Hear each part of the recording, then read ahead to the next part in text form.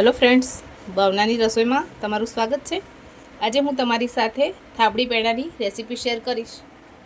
आपणे 1.5 लीटर जेटलू फूल fate milk जे आवे छे ए लीधेलू छे। 1 कप खांड लीधेली छे। आ फटकड़ीनो पाउडर छे अने गार्निशिंग माटे आपणे काजू लीधेला छे। तो चालो रेसिपीनी शरूआत करी लईए। आपणे कढ़ाई लीधेली छे, एमां थोडुं पाणी उमेरीशुं। હવે એમાં दूध ઉમેરી દઈએ।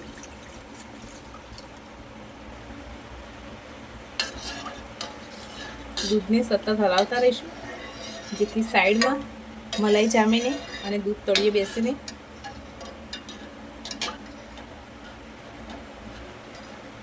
અહીંયા આપણે दूधને ફાડવા માટે વિનેગર કે લીંબુનો ઉપયોગ નહીં કરીએ। થાબડી પેંડાને બનાવવા માટે જે दूध ફાડવામાં આવે છે એનો ફટકડીનો ઉપયોગ કરીશું। फटकड़ी तमने कोईपण किराणा स्टोर पर आसानीथी मळी रहेशे। दूधने वच्चे वच्चे आ रीते हलावता जईए।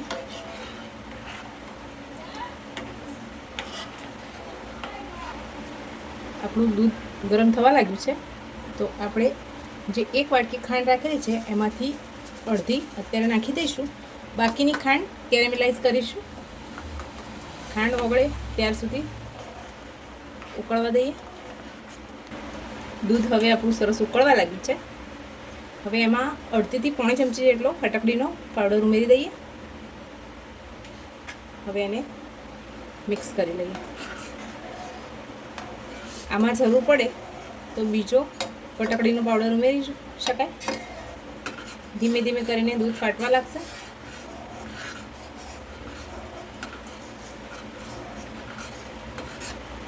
તમે જોઈ શકો છો दूध આપણું સરસ ફાટવા લાગ્યું છે। હવે એને સતત હલાવતા રહીએ।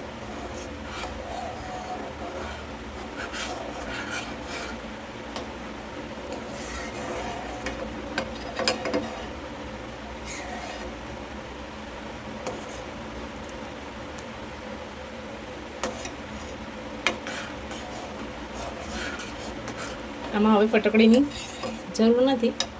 આપણે એને હલાવતા જઈશું અને એ જે પાણીનો ભાગ છે એ અલગ થઈ જશે અને માવાનો ભાગ અલગ થઈ જશે।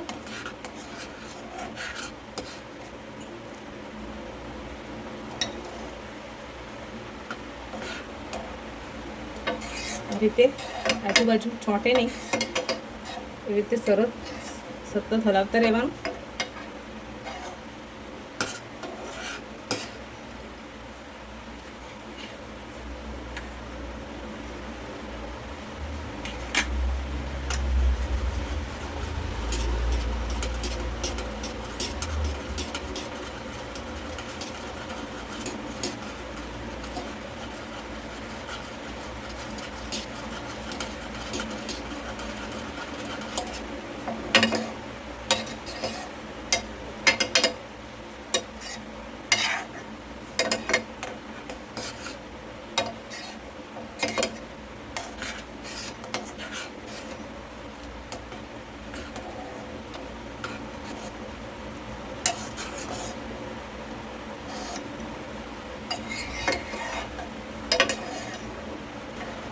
તમે જોઈ શકો છો પાણીનો અને માવાનો ભાગ અલગ થઈ ગયો છે।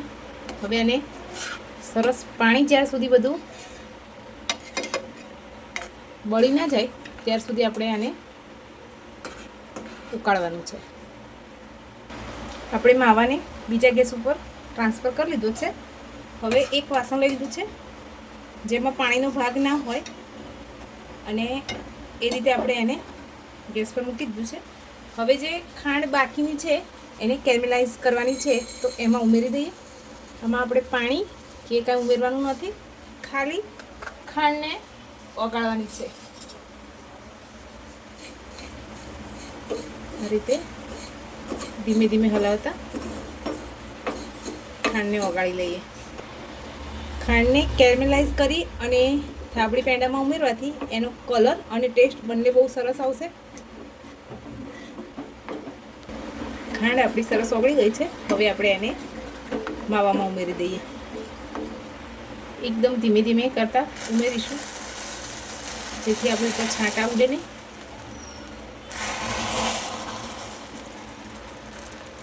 હવે આને સરસ મિક્સ કરી લઈએ. 25 થી 30 મિનિટ થઈ ગઈ છે. આપણે બધું પાણી બળી જવામાં અને માવો તૈયાર થવામાં. હવે આને એક ડીશમાં ઠંડુ થવા માટે નીકાળી લઈએ.